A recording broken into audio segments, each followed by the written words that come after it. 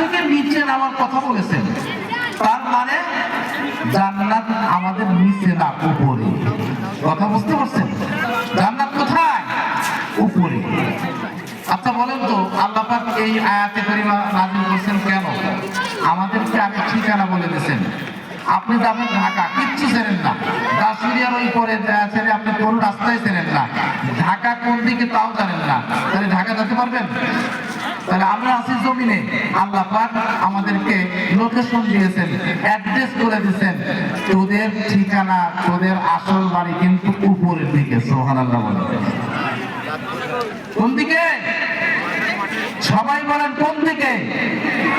প্রমাণ একটা উদাহরণ দেই।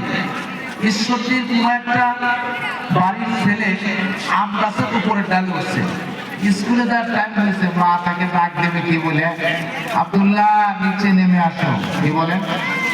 নিচে নেমে আসো। উপরে যেহেতু উঠছে, আল্লাহ রাব্বুল আলামিন বাবা আদম আলাইহিস সালাম, মা হাওয়া আলাইহিস সালামকে দুজনকে বলেছেন, তোমরা নিচে নেমে যাও। এর অর্থ হলো অনেক উপরে আছো, তোমাদের সন্তানাদি, তোমরা সবাই তোমরা নিচে নেমে যাও। আমরা এখন নিচে আছি, আর আমাদের ঠিকানা, আসল ঠিকানা হলো উপরে। সেই উপরে কোন জায়গায়? মুসলমান বাবাজিরা আমার, এই কথা বলেই আমি আমার বক্তব্য আর আলোচনার ইতি টানবো ইনশাআল্লাহ তাআলা।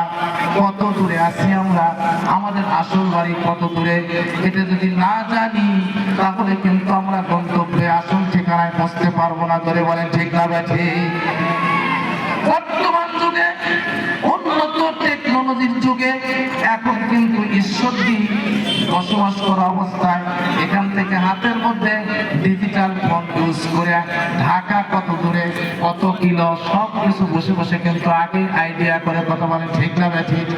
মহান রব্বুল আলামিন আগে আইডিয়া দিয়ে দিচ্ছেন, তুমি জমিনে থাকো, তুমি যেই রাস্তায় যাবে, তুমি তোমাদের আসল ঠিকানায় পৌঁছবে, কত দূরে কিভাবে যাবে, কোনো সমস্যা হবে না। আল্লাহ পাক সব কিছু দুনিয়ার জমিনে এটা ব্যবস্থা করে দিয়েছেন। আলহামদুলিল্লাহ। আল্লাহ পাক